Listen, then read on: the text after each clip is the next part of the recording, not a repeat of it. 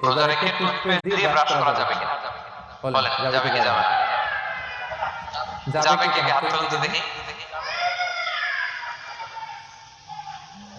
হ্যাঁ, মাত্র একজন, দুইজন, তিনজন, চারজন, পাঁচজন, ছয়জন, দল ভারী হচ্ছে আস্তে আস্তে। হ্যাঁ, টুথপেস্ট দিয়ে ব্রাশ করা যাবে কি যাবে না?